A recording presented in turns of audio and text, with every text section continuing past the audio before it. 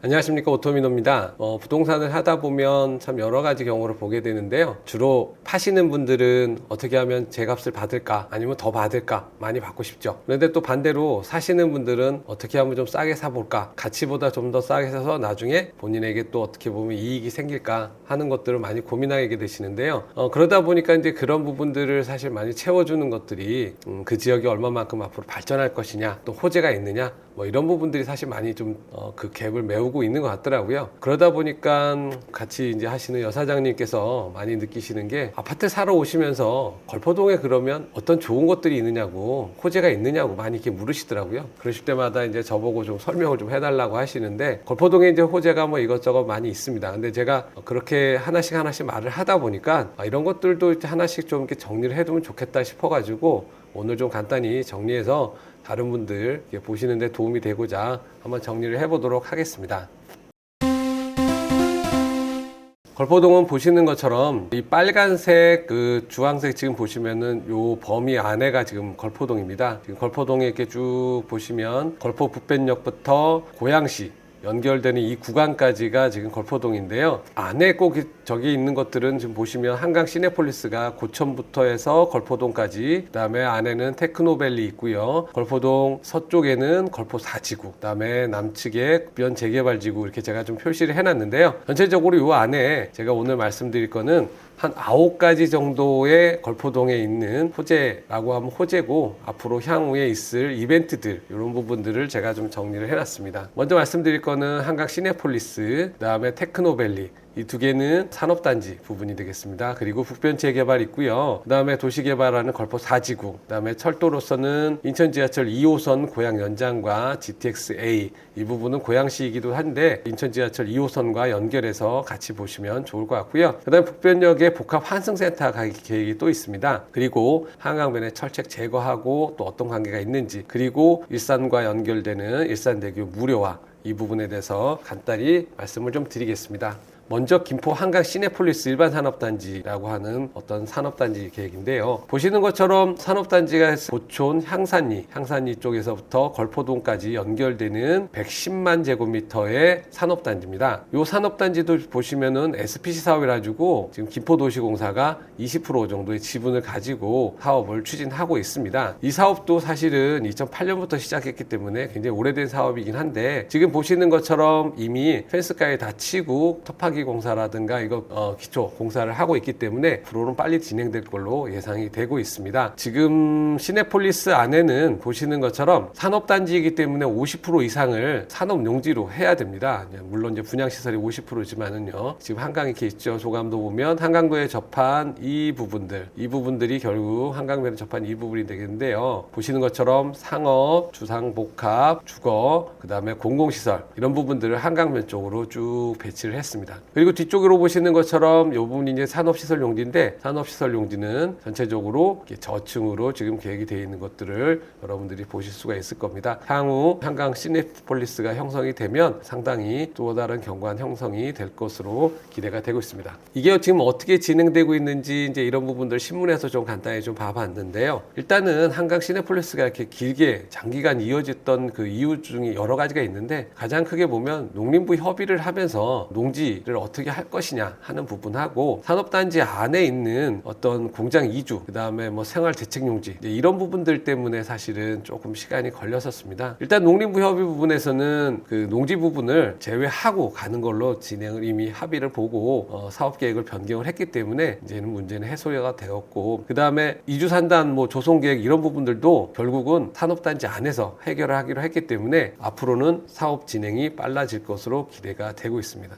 특히 작년 12월에 민간합동 PF 조정위원회에서 데이터 센터라든가 이런 부분들에 대한 조정을 권고를 했고, 그래서 양측이 받아들이기만 한다고 하면 향후에는 원활한 추진이 기대가 되는 그런 산업단지가 되겠습니다.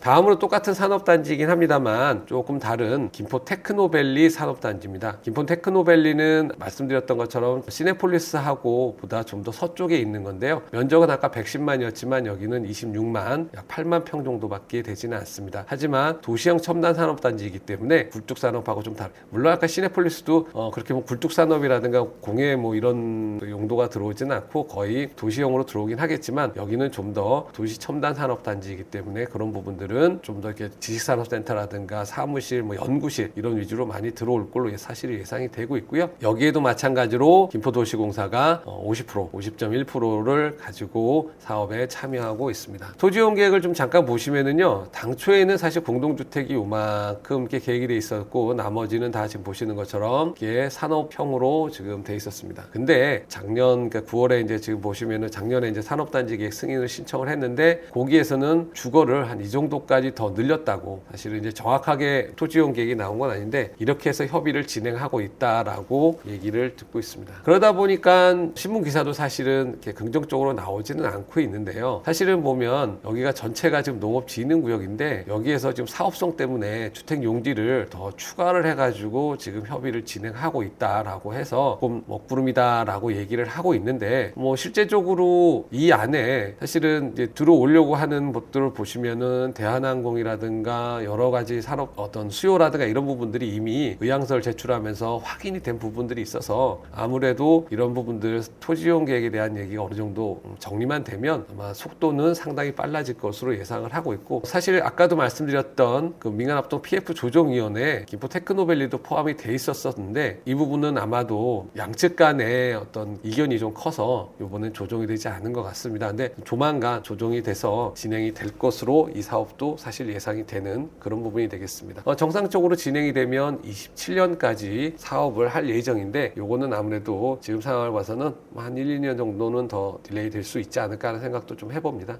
다음은 북변 재정비 촉진구역입니다. 이게 북변 재개발인데 실제로 이 재정비 촉진구역은 이 보시는 것처럼 이 파란색 말고 이 뒤쪽까지도 이렇게 쭉 길게 연결이 되어 있습니다. 근데 이 중에서 사실은 좀 액티브하게 움직이고 있는 것들은 북변 3, 4, 5구역 이 세 개 구역이라고 보시면 되겠는데요. 보시면 3구역은 지금 한 1200세대, 4구역은 3000세대, 5구역은 지금 2000세대 정도 지금 현재 예상하고 있습니다. 전체적으로 이 북변 재개발로만 한 6400세대 정도가 좀 예상이 되고 있고요. 이렇게 되면 이 걸포 북변역을 중심으로 해서 지금 메트로자이, 오스타파라곤, 우방회실, 그 다음에 북변, 그리고 기존에 있던 아파트 단지들 이런 것들 다 감안했을 때 한 15,000세대 이상의 대규모 어떤 생활권이 형성이 됩니다. 그러다 보면 걸포 북변역이 굉장히 앞으로 좋아질 거라고 예상을 할 수가 있을 것 같고요. 그동안 걸포 북변역을 보시면 사실은 보면 3구역, 4구역, 5구역이 다들 뭐 비대위하고 어떤 뭐 소송 이런 것들 때문에 사실 굉장히 오랫동안, 이것도 거의 뭐 한 15년 가까이 지금 막 10년, 15년 가까이 끌어온 사업들이거든요. 근데 이런 부분들이 지금은 사실은 이제 비대위도 그렇고 조합도 그렇고 싸워봤자 결국은 시간만 갈 뿐 이득이 되지 않는다라고 하는 생각들을 이제 드디어 하기 시작했어요. 그러다 보니까 지금 보면 이제는 어떻게든 가보자라고 해서 3구역, 4구역 지금 다 보면 조만간 일반 분양할 것으로 예상을 하고 있고요. 5구역은 지금 이제 관리 처분이라든가 이런 부분들, 사실 5구역이 제일 먼저 시작을 했는데도 불구하고 3구역, 4구역이 좀 더 먼저 가고 있기 때문에 5구역도 어떤 자존심 싸움이라고 말하긴 뭐하지만 빨리 가야겠다라는 생각으로 지금 진행을 하고 있는 걸로 지금 알고 있습니다. 다음은 이제 걸포동의 이제 서쪽에 있는 도시개발 사업인데요. 걸포 4지구 도시개발 사업입니다. 이것도 지금 보시면은 김포도시공사가 감안해서 지금 50.1%의 지분으로 참가하는 SPC 사업으로 진행을 하고 있고요. 전체적으로 지금 보면 25만 평, 뭐 작지 않은 규모가 되겠습니다. 토지이용 계획 보시다시피 공동주택이 이렇게 많이 지금 들어가고 있어서 향후에는 걸포동에 또 하나의 커다란 택지지구가 형성이 될 걸로 예상이 되고 있습니다. 특히 토지이용 계획 보시면 기존 48번 국도변에 지금 이렇게 근생시설이라든가 이런 부분들 배치를 하고 요 뒤쪽에 지금 복합시설이라고 지금 되어 있는데요.